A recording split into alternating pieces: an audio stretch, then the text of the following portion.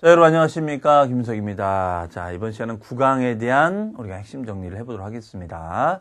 자, 우리 구강에서는 이제 먼저 배웠던 것이 여기 보시면 등록면허세 중과세율에 대해서 학습을 했었죠. 자, 우리 등록면허세 중과세율은 딱 한 가지 규정이 있었습니다. 어떤 것이 있었죠? 대도시내, 그렇죠? 대도시내에 법인 등기를 하게 되면 중과를 하자. 그 이유는 대도시의 인구 집정화를 막기 위해서요. 그러면 이때 중과세율 배수는 몇 배였었죠? 딱 하나 있었죠?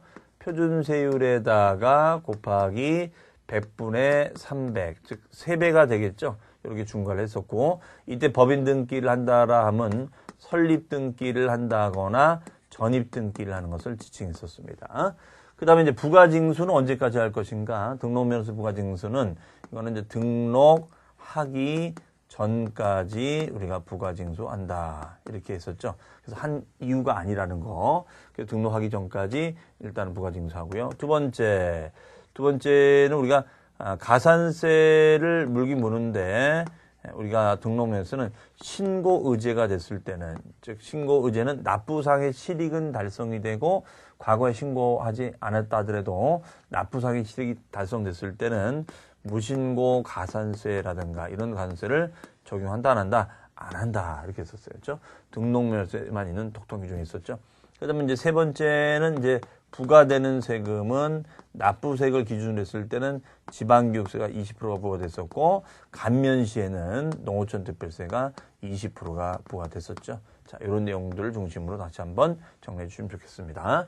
그 다음에 이제 재산세 총설, 재산세라는 것은 시군구가 주체가 돼서 고지 납부 관리하는 신고세고, 그 다음에 재산세는 우리가 과세 대상이 토지, 건축물, 주택, 선박, 항공기 5가지를 대상으로 해서 말 그대로 보통징수가 되는 세목이었었죠.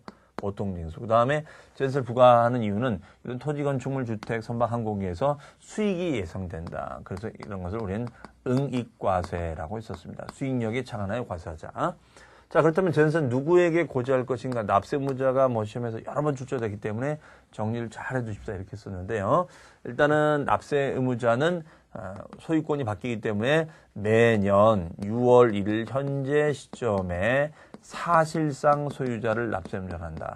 그런데 만약에 중간에 소유권이 변동이 일어나면 변동신고를 해줘야 되는데 그 변동신고를 이행하지 않았다. 그랬을 때는 사실상의 소유자 확인이 안 되는 거니까 할 수 없이 공부상의 소유자로 간다. 이렇게 됐었죠.